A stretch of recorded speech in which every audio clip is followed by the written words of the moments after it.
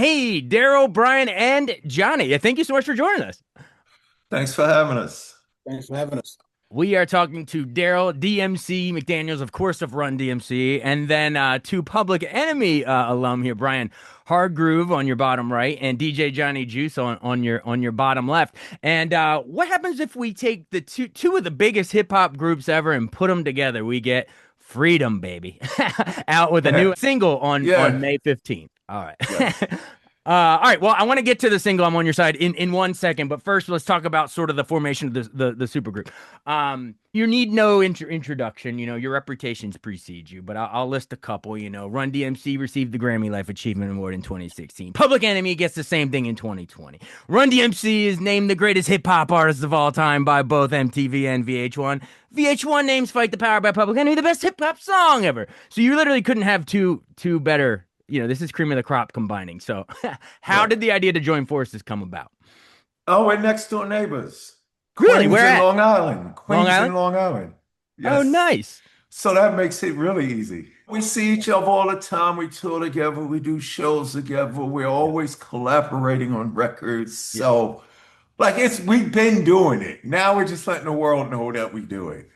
Gotcha. You know what I'm saying? I love it. Well, the world is about to find out, ladies and gentlemen. Like, it's going to be a big damn deal.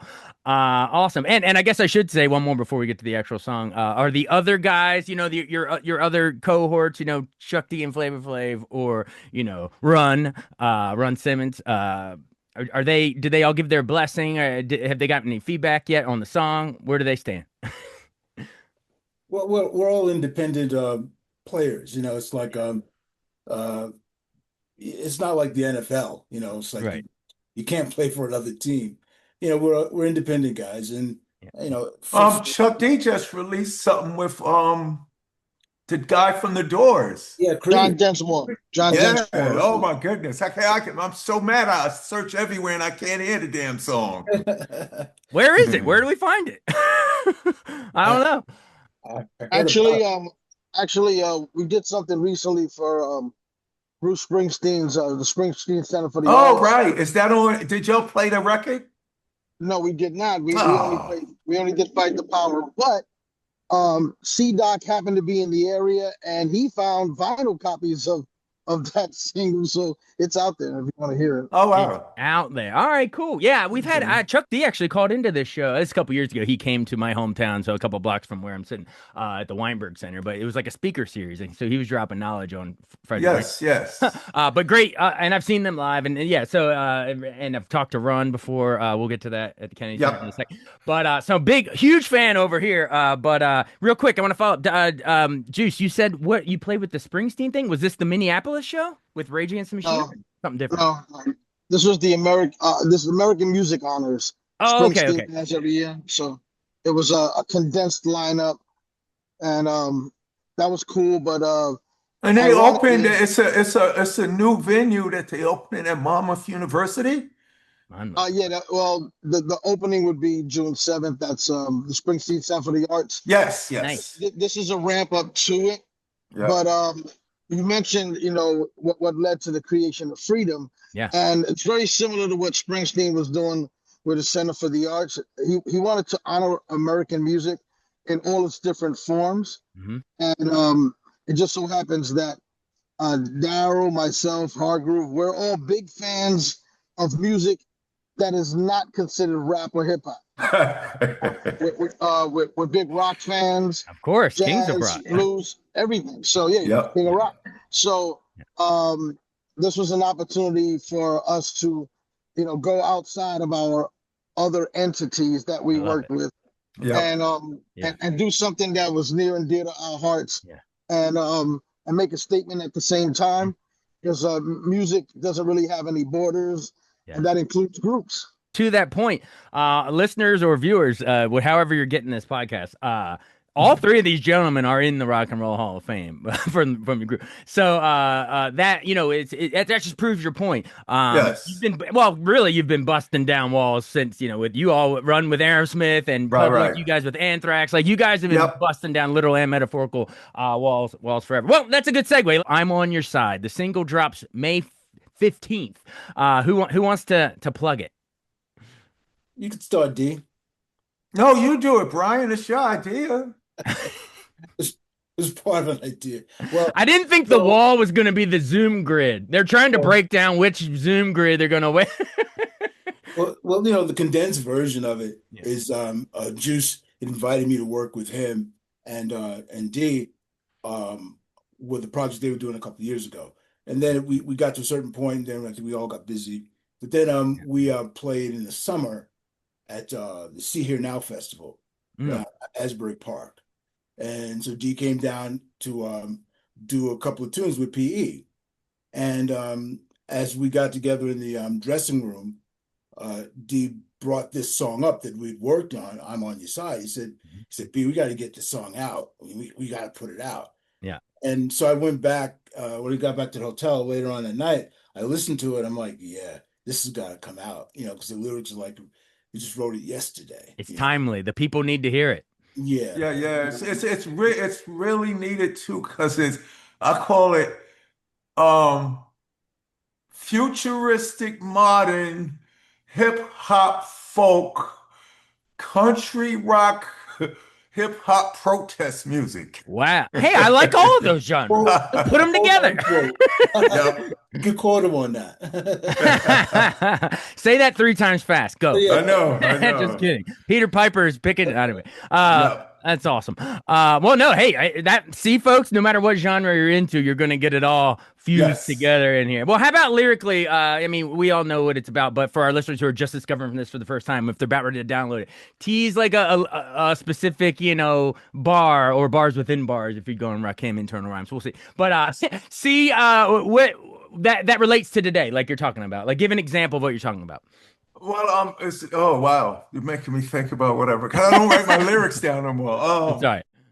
We're making a proposal, like when Colin took a knee. Ooh. What are we supposed to do to get equality? You ask me why I kneel, but never how I feel. The PTSD and misery that I feel is very real. So what that basically says is this. From generation to generation to generation to generation, civil rights, racial rights, human rights, we always fighting for it. Why is it that truth and justice are the only spirits that consistently in America have to protest and march, and we get beat for it? Wow. Greed doesn't have to fight this hard. Greed, corruption, greed, evil. Hey, righty. They just spend money and buy up all the time on the news networks. Yeah. But I want the world to understand this question. Why is it that righteousness, truth, togetherness, kindness are the only ones that have to protest to be heard? And then when we do, we get beat. So that's what this song is about. And it's not just over here. I mean, we messed up. We've been messed up. A lot of people think we even more messed up, but from generation to generation, historically, from Ukraine to Russia, everybody is always beefing when we as a people have the power to get together, stand side by side, whether you're black, white, Puerto Rican, Republican, or Democrat. I'm on your side to do the right thing for everybody. So that's basically I got the title. I got the title now. Yes. Yeah. So it's sort of an olive branch and outreach. Yeah. I'm it's on like your this. side. Jason, understand this. I was just speaking to somebody last week, right? Yeah. And I'm 61 now. Yeah. So this person was like in their 40s, but they said this, and I said this yesterday when I was speaking at the library about mental health. Yeah. So I had everybody there from teenagers to elders. Yeah. And somebody said, yo, remember there was a time when you could tell somebody who you voted for and life just went on. Everything that we're doing, we are the cause of it. Right. All of they push the division, but we are the cause of it because we allow it. Now, speaking of walk this way, when Steven Tyler took that mic stand and knocked down that wall in that video, people in South Sudan, people in Russia, people in Ukraine, people in Japan, every place I've been said, DMC, don't you know when Steven Tyler took that mic stand and knocked it down in the video, it didn't just happen in the video. Wow. And what I'm trying to say is, Jason, me and you can get along if you're eating apple pie and I'm eating peach cobbler. Of Me course. and you can get along if you're wearing Nikes and I'm wearing Adidas. Yeah. Me and you can get along if you're listening to Johnny Cash and I'm listening to Agnostic Front. Yeah. But there's something going on when people are saying this is better than that one because we all effed up.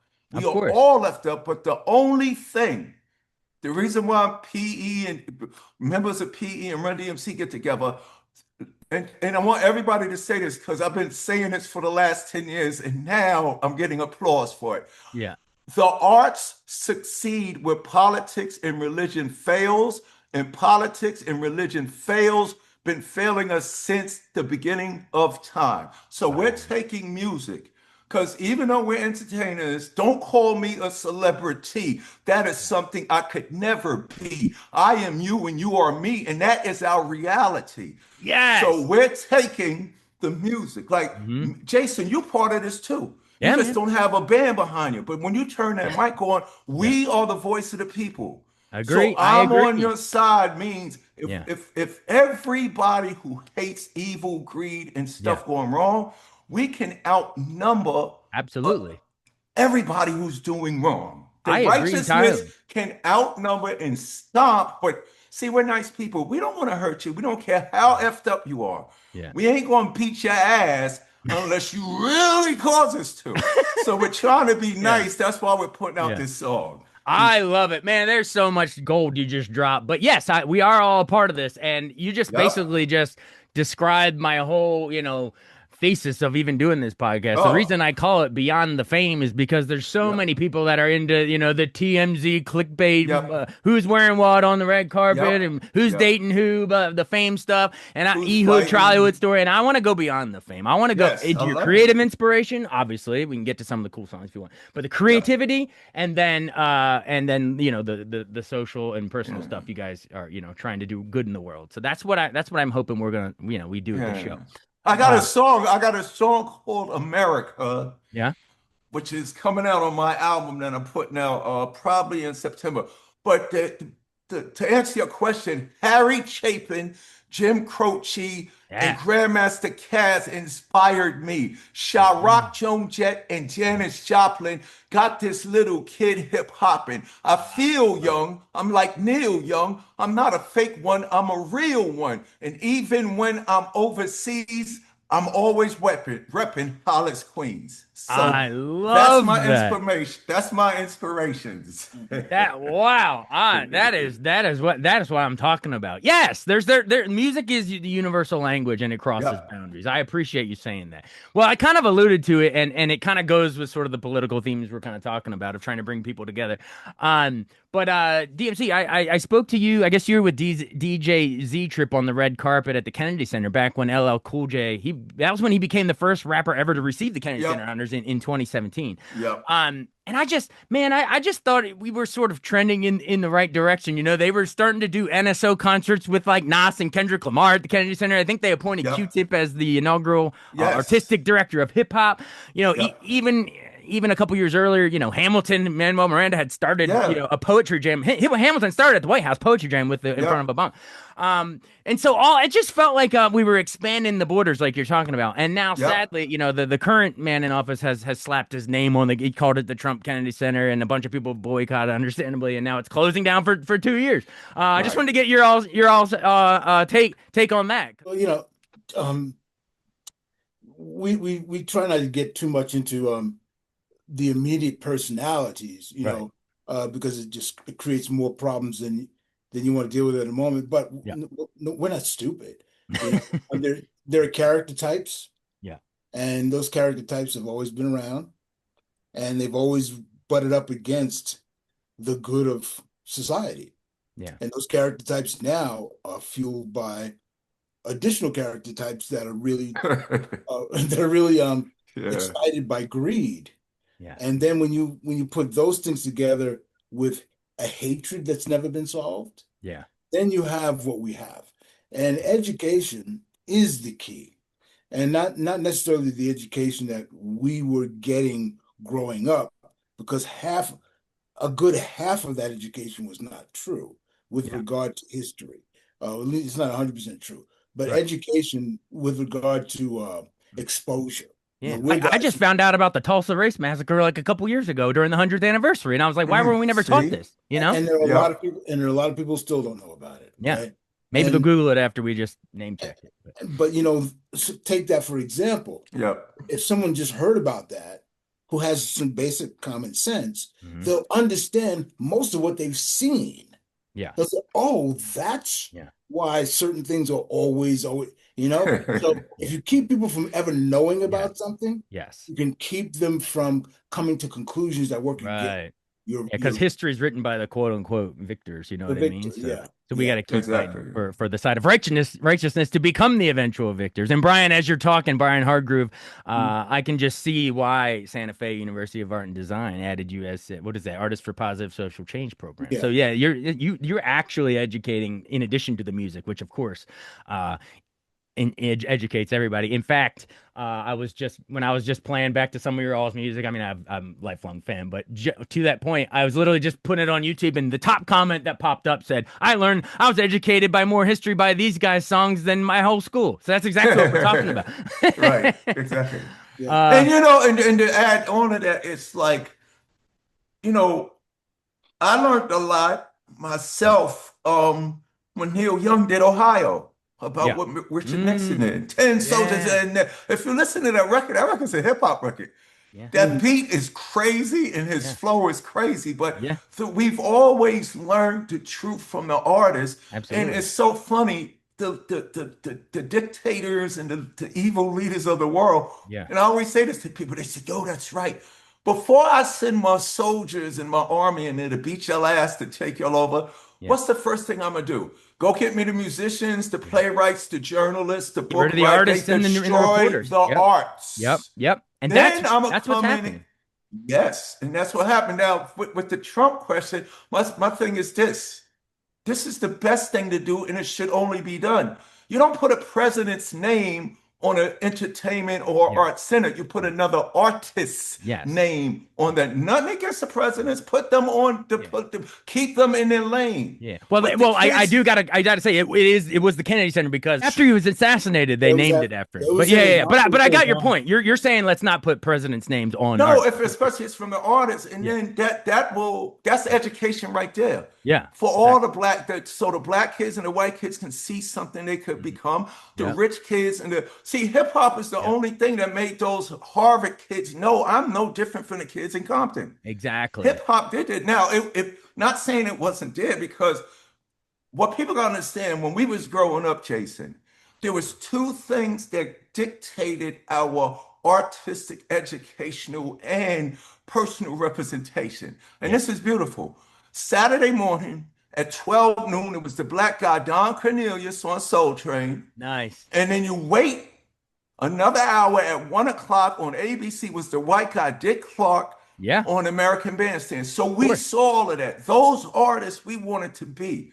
Yep. And it's beautiful that we were raised and groomed by all of them. I'm talking about from the fun all the way to the political, to the Bob Dylans, the social the importance of music.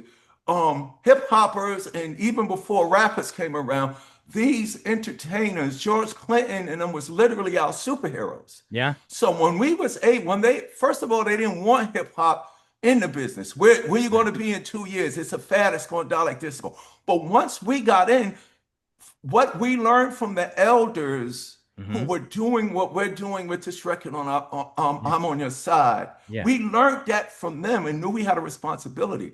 In the Spider-Man movie, Aunt May says to Peter, with great power comes great responsibility. Absolutely. And I got to tell kids, I go to schools and speak all the time, colleges, high school, middle schools, and now elementary, because I got kids' books. And I say, I didn't change the world when I was 60. I didn't change it when I was 50. I didn't change it when I was 40. I didn't change it when I was 30. We were young men. We were having fun making dope rhymes and getting sneakers, but we made important music because we learned from the elders who said, when you get to that pulpit, when you get to that chair, when you get to that White House room, when you get on MTV, when they let you in the Grammys, never forget your responsibility. So that's all we're doing. We're doing it now because we've always done it. And we learned from individuals like us. I love it. Well, speaking of learning from your elders, because with all due respect, you were that's what I learned from you all.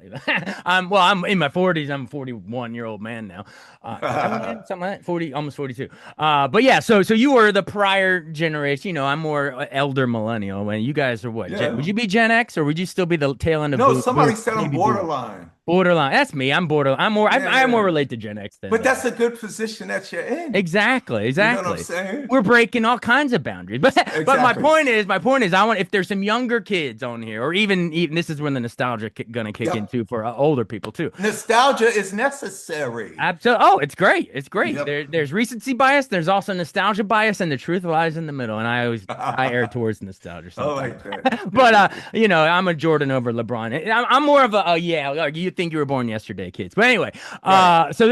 at this point in the interview, and because you've been generous with your time, I would love to, like, if it's okay, rapid fire through some of your all's hits. Except I'm gonna have the other ones, brag and make the others blush. So Run, you're gonna, when I throw that Public Enemy hit, you're gonna, and then vice versa. And Gotcha. if you want to, I'd like to, if you want to respond, that's cool. All right. All right. So Run-DMC formed in Hollis, Queens in '83. Public Enemy, like what? Long Island, '85. Is that right? Yep. So you guys kind of 86. 86-ish. All right. So you're coming up along the same time. So how about It's Like That by Run-DMC?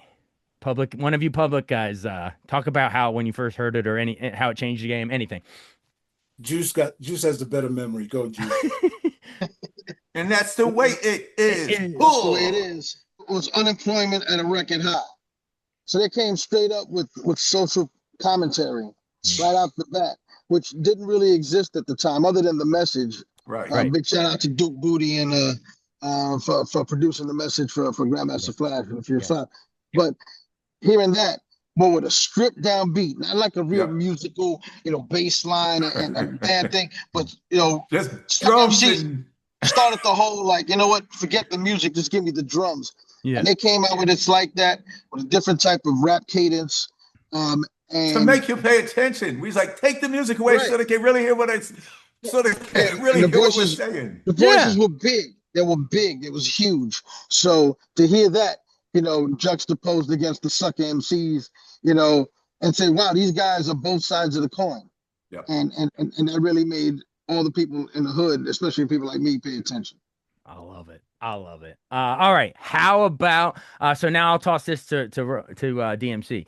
How about when you heard Rebel Without a Pause, 87? Oh my God. It was the best record that I ever heard. And it wasn't just the best record that I ever heard. We was actually on tour with the Beastie Boys when I would carry around the boombox that's on the cover that Jay's holding on the back of the Run-DMC's first self-titled album.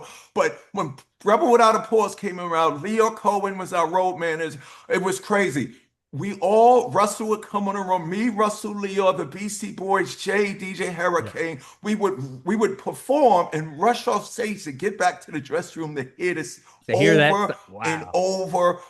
Oh, we listened to it. No, next time you see MC, rest in peace, MCA. Next time you see Ad Rock or Mike D, ask them. Or Leo or Run. We listened to Rebel over and over to the point where it was another one of those records I thought my career was over. So to answer your question, rapid fire, Rebel Without a Pause, I thought my career was over. Yeah. What in Jurassic Park, Goldblum's like, don't you mean extinct? We're out of a job. We're out of a job. Yes. All right. Rockbox. Love that song. Andrew, you take that one. I loved it. I loved it when I first heard it. And I love Eddie Martinez played on it, right, Dave? Yes, he did. Yes. And see, that's something I knew early. Yeah. So being a player early, I just love the fact that some of the players were getting down. A fellow musician with this music. That was my immediate response to it. Yes. I love it. All right, Bring the Noise. Bring the Noise was phenomenal because it was making a statement. And it wasn't about the music. So if you don't know, do your homework. But that was so powerful because that was a way to cut through all the nonsense when people were saying hip hop isn't saying nothing. So not only did they have the music, but that's just a bunch of noise. Bringing the Noise means, we're going to drop some knowledge, some science, some wisdom, and some truth to really make some noise. Love it. All right. How about the King of Rock? Oh man, First of all, one thing that we remember from the old school is that dope echo chamber sound. You know, Grandmaster Flash had that. You know, Grandmaster Caz and Cold Crush Brothers, Fantastic Five. When it came out with just the start of that record, just raw vocals with the echo on it. Oh man! So you know, even though you know, I always tell D this, man. You guys simultaneously rescued hip hop and then killed it by saying it's all brand new, never ever old school. Thus creating a pattern of saying the old school is whack. But that's not what they meant, but that's how it was taken. That's how it's taken, though. Right. So saying that when they came out, that right there triggered the new school, but at the same time gave homage to the classic sounds that they were influenced by, but took it to a whole different level. So it was just ridiculous. Yeah, that echoed in the back. Yeah, absolutely. All right, how about don't believe the hype? Okay, I got a true story about that. Don't believe the hype. Dapper Dan's up in Harlem, the real fashion guy. That's why Gucci and Louis Vuitton and all of you are relevant. We don't like it because of y'all. We liked it because Dapper Dan knew what to really do with it, and you stole from him all this time, and it took like 30 years before you finally put him down because you needed to look good in the media. So Dapper Dan's 1985, I had a K5 Chevy Blazer that was built like a monster truck. I had a $50,000 sound system in it. I'm coming off the Tri-Borough Bridge, which is now the RKF Bridge. I'm coming off the Tri-Borough Bridge right at the beginning of 125th Street. My boombox is black. My sound system is blasting Don't Believe Hype full level. They are about 6 lights up 125th Street. I get off the bridge and they said the wall started shaking. And I'm driving down 125th Street and the windows is breaking and people are running into the street because they're thinking somebody's dropping bombs. I pull up to the front of there. Mike Tyson is there, Hank Shockley, Chuck D, a bunch of other people, Jam Master Jay, they all in there. So I pull up to the front of Dapper Jam. Hank Shockley and Chuck D come out and their eyes are bigger than light bulbs, and they're looking at me, and I'm blasting it, and I'm standing there, and they're looking at me, and they can't speak. And then when everything calms down, they was like, "Yo, D, man, we didn't think this record was anything. We didn't even want this to be the single because you just showed us something different." And you can ask Chuck and them, that was the day that they said, "Yo, we're putting this record out. It can be a single." They believed the hype based on your promotion. I remember when Hank and Chuck told me that story. I said, really? These are great stories, man. Yeah. Man, that's why I like doing. Like, it's fun watching the other. You guys are like grinning ear to ear. Your face, my face is hurt grinning watching you guys grinning. It's great. Well, a couple more. Let me just add one thing. Using Ecstasy's voice for the laugh was the greatest thing ever. There it is. And perfect impression. Take that, Dana Carvey. We got a good impressionist here too. All right. How about aforementioned "Walk This Way"? The meet up with the remix duet with Aerosmith. I just want to say one thing about this, because there's so much to say about the song. Sure. The original song came out in 1976. Yes. All right. Yep. And I remember asking Jack Douglas, who produced the record, what happened in 1976, Jack? And he gave me a long rundown of things that were changing, but particularly FM radio kicked in strong in 76. And I remember hearing that song and realizing Aerosmith has a funk swing to them. Mm-hmm. Yeah. The other quote unquote rock bands didn't really have that as obviously as they seem to have. Okay. So now you fast forward to when D and Run and Jay did their version of it. I'm carrying that. I'm carrying the love for this track and the love for what this band had come through. Nice. Because Walk This Way was somewhat popular in the Black community with Aerosmith. The original rock one. Oh yeah, absolutely. Yeah, absolutely. Steven Tyler, bad dude, man. That boy can sing. So when Run DMC jumped on it and did their thing, there's just not enough. I mean, all of the accolades you can give it are Yeah. obvious, and we've heard them a million times. Yeah. But but you still can't. You can't overstate what that really No. did for All-timer. world culture. All time. Yeah. Bent took the arc of music history, and you guys just bent it together. You know, it Yeah, yeah. opened the doors. Yeah. And hold on, let me just add too. It's always, that's why I said it's very important to give the credit where the credit's due. Yeah. Run-DMC wasn't the first rock rappers. Right. We was the first rock rappers on records. Every DJ and MC before Run-DMC, every MC and DJ before Rappers Delight, Rap Over, Walk This Way. But we was just the first to do it on record. You were finding like, I was interviewing Grandmaster Flash about this a couple years ago. You were looking for see. the breaks, the drum break, the breaks. Yeah. It was all different genres. And- So and it's it's been funny. done before. Yeah, but and it's funny that Hardgroove bring that up. It's funny that Brian brings that up because at first me and Run, we didn't want to do the record over because I got rhymes. I got the best rhymes ever. Yeah. So me and Run, we wanted to brag about how good we were. Yeah. In the same way that Brian just described the funk and all of that. Yeah. Me and Run's reservations was like, yo, we don't sing like Steven Tyler. Right. And Jay said, stop, listen, man, listen to the record. He played it. He said, he called us with the rap lingo. Listen to Steven's flow. Yeah. And then he said, listen to what they doing with the music. It's funky. Yeah. Yo, it got soul. And we was like, oh, okay, yeah. So that helped me and Run memorize the lyric. And then Jay said, once you learn the lyrics, just do it the way Run-DMC would do it. Ah, okay. And that's why it worked. So like Brian said, it was always there. And Johnny Juice, he grew up scratching the hell out that record. Ah, I love it. My favorite part of the record is when you took that Lindrum out and Jay scratched the actual original Record in. Yo, that's my favorite part. Really? You can hear the, It and you can hear changes. the crackle of the vibe. Yes, the needle. You hear the needle on the record. And love it it. wasn't like that real. It turned into Yeah, the yeah. drums came in, and I was like, "Yo, you should have did Yeah. about another 3 verses." I know. It would have changed over. Yeah, it would have taken it another way. These stories are so Johnny, good. we doing that when we do August at the right up the block from me. We All right, gonna do that.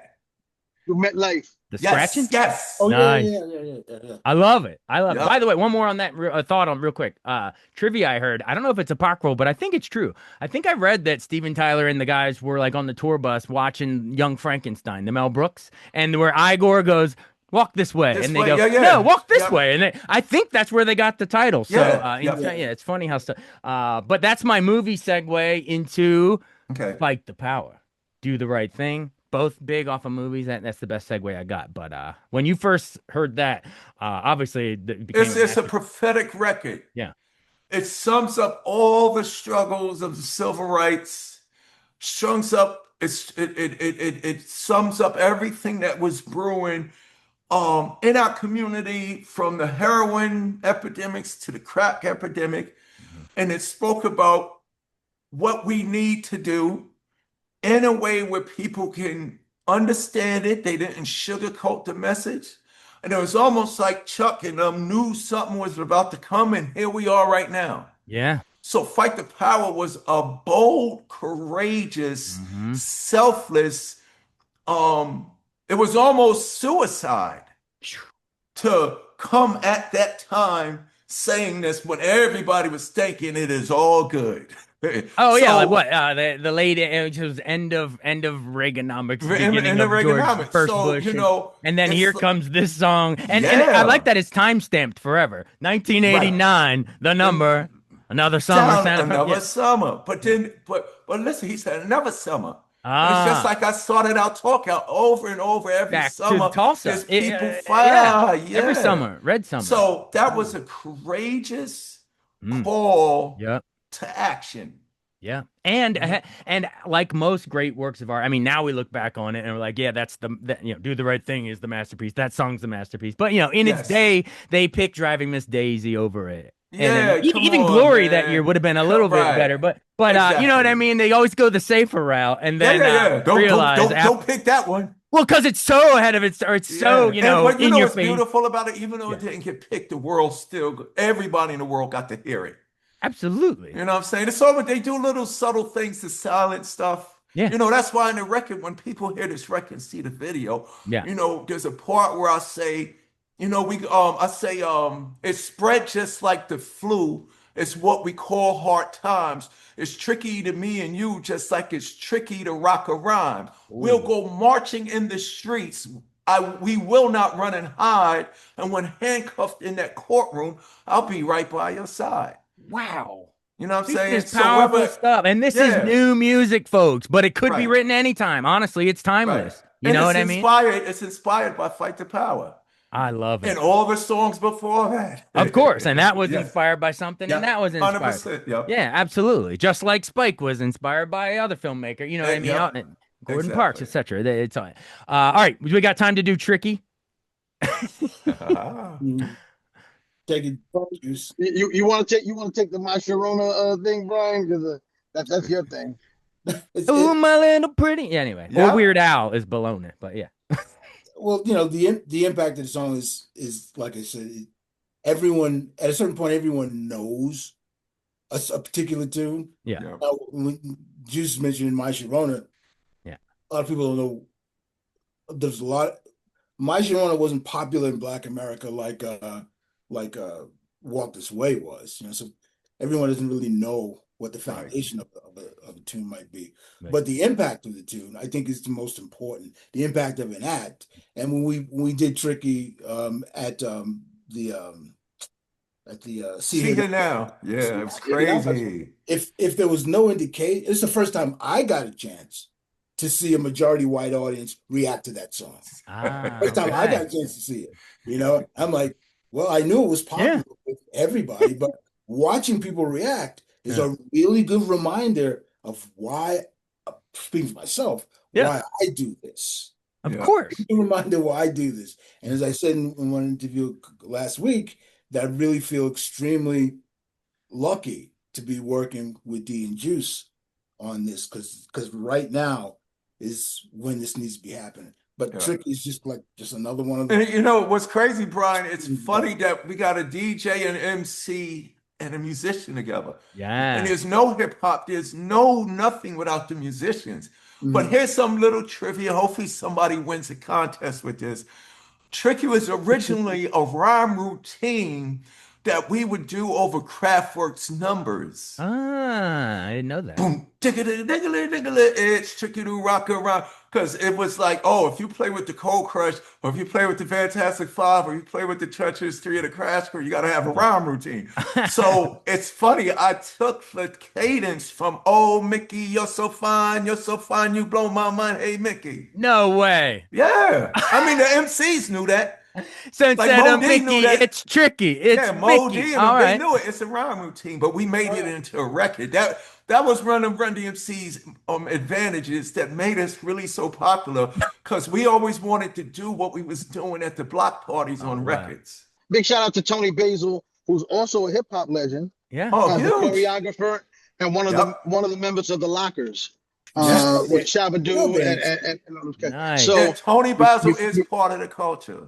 I did not know we would be shouting Tony out. So before Mickey and all of that stuff, she was a dancer and a choreographer for the Lockers, a legendary pioneering dance crew in hip hop. Johnny, we got to interview her for the doc. You should. We got to interview Tony for the doc that we're doing. That's brilliant. I like this free flow of ideas is inspiring stuff. I love it. That's how the record came together. Yeah, I bet. And now you've inspired me. We're going to do a song, and Jason, you're going to have to start it.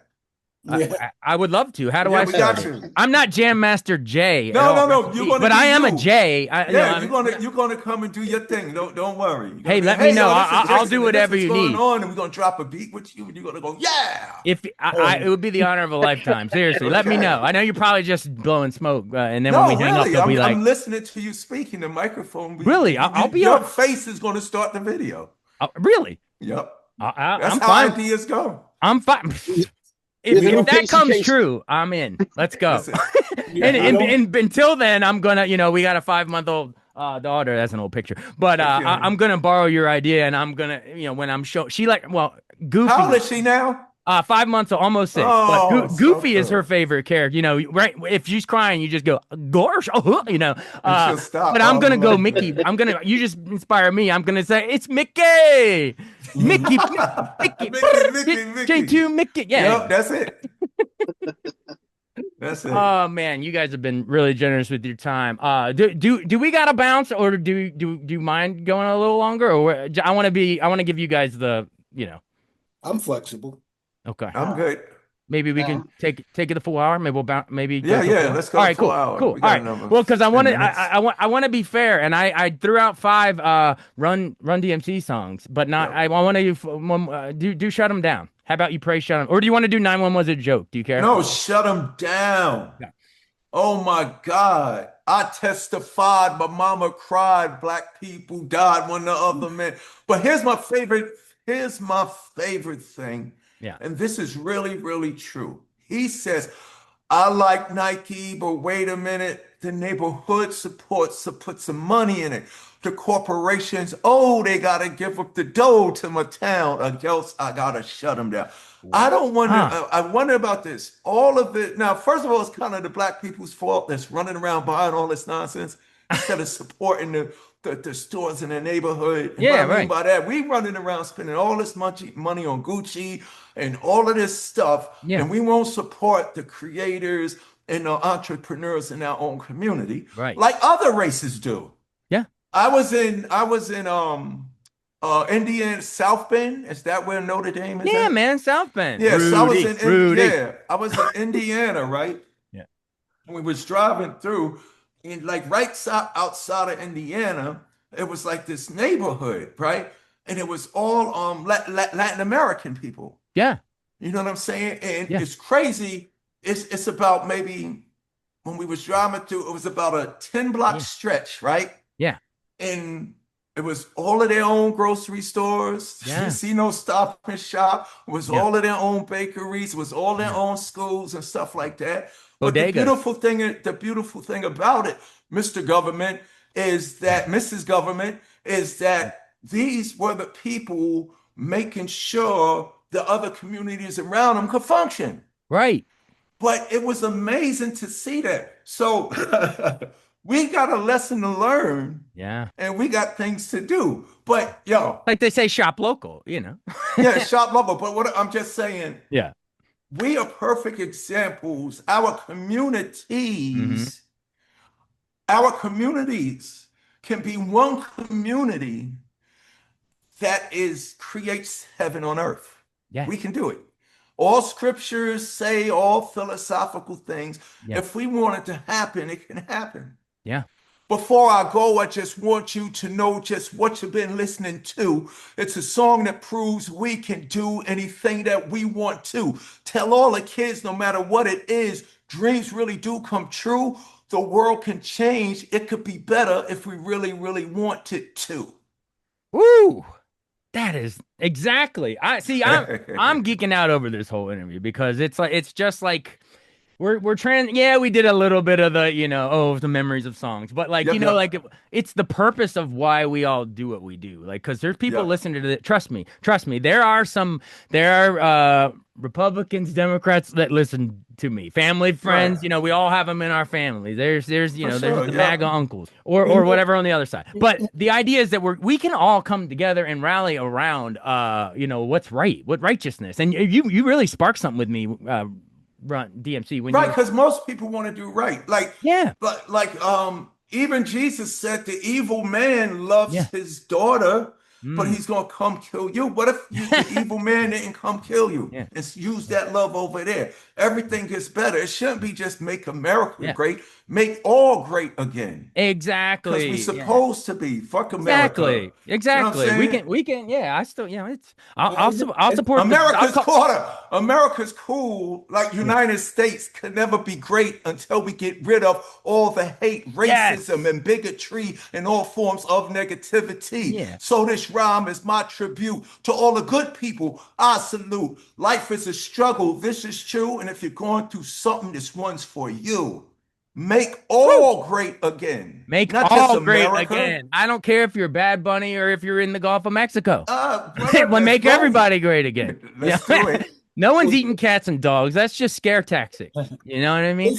Jason, you have quite a platform. and I'm good, trying, man. and good coverage. And I think it's Thank you. important for people in your position, my I'm personal opinion, that people in your position can get across to the listeners that everything is possible. Yes. The whole thing about anything is possible, we've heard that so much that it doesn't mean anything anymore. Right. But everything is possible. This is why we see the aggressive activity we see in our government shutting things down, because everything is possible.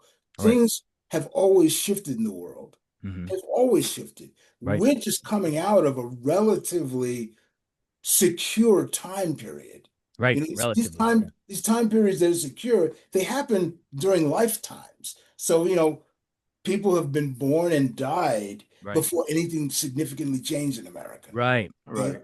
And I think that's shocking to those people that only experience that. They're like, "Oh my gosh, everything's changing fast." But you know what I mean? But if you think about history, and you think about time, yeah, you realize that everything is possible.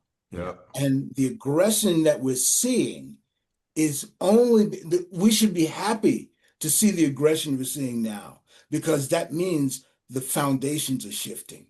Yeah. And I consider myself fortunate to be alive while the foundations are shifting, because I consider myself being born to help at a time like this. Interesting. I've got the experience now. Interesting. You're talking about the foundation shifting. That is some profound epic stuff. And we're here sort of, and thanks for what you're saying. Yes, we do have a platform. We're here pretty much. I mean, this show began on the top radio station in Washington, D.C. I was interviewing you at the Kennedy Center, and now that's closing down. He said, "Ask not what your country can do for you, JFK." and now we got someone saying, "Do everything about me. Make it about me." I'll even speak in the third person. But the point is you know, I grew up in rural cornfields, Maryland, you know, and only until I went down and lived about, I don't know, 20 years or something down, you know, in Washington, D.C. and Prince George's County, you know, Latino neighborhoods, Black neighborhoods, you know, it's important to expose yourself to how other people live. In New York, we have an advantage. They don't call it the melting pot for nothing. Yeah. I served 6 years in the military many moons ago. But the one thing I learned was how little people know about other people in this country. Yeah. I mean, I'm Puerto Rican. I grew up in the Bronx around Black people, Latinos. Yeah. We had Irish people in the building. We had pretty much everybody. You know, when you fit that many families in an apartment building, you have no choice but to kind of understand or try to understand other people's cultures, because you have to share space with them. Right. And when I went to the military, and I met people that never seen a Latino or never seen a Black person. Yeah. Like, and I mean, yeah, on TV maybe, but not in real life. Right. Which is almost impossible to believe. Or they say, "Oh, I have a Black friend." Yeah. There's that. Walk, you know what I mean? You can't walk. They don't really know. Without seeing somebody of a different culture in New York. Smelling different foods or hearing different languages. And that's something that I think maybe sometimes in New York we take for granted. Yeah. Because it's always there.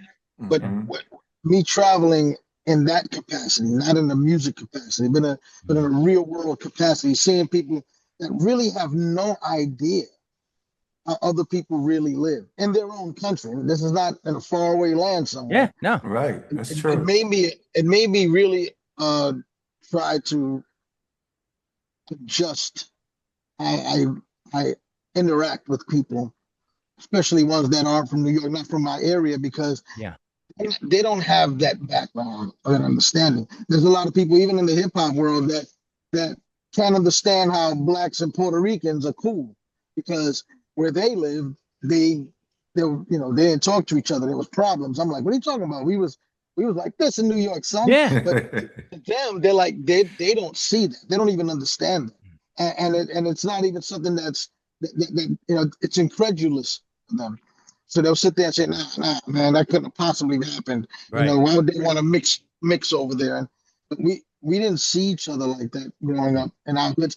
Not to say there wasn't any kind of racial, you know, unrest or anything like that. But the bottom line is, we all, in the morning, if I didn't have hot water last night, you lived in my building, you didn't have hot water either. And it didn't matter what race you were, what color you were. That's a good analogy. Yeah. Yes. Yeah. And So Juice, you brought up something that I think is really important. I mean, you always do, but something really important here I think is worth zeroing in on for an audience that's listening is you said that people don't realize the differences between people in their own country. Right. The in their own country, take conceptually, and this is where lack of education comes and Sure. information. The United States, if you look at Europe, okay, because I started traveling internationally in 1985. Okay, you the space, the size of the U.S. is easily 5 or 6, maybe even 7 European countries. Oh yeah. That have, and if we add Greenland, they have different cultures. Yes. They have different cultures who were always encouraged to travel to their neighboring countries. Right. Sort things. Yeah. A lot of us don't lead with these regions we're in. And we speak English very, very differently. Yeah. We don't understand how different this country is from place to place and how rich and enriching that can be. Absolutely. So we're looking at they're different, and I don't like that. It's like, wait a minute, they're different, and those are some riches.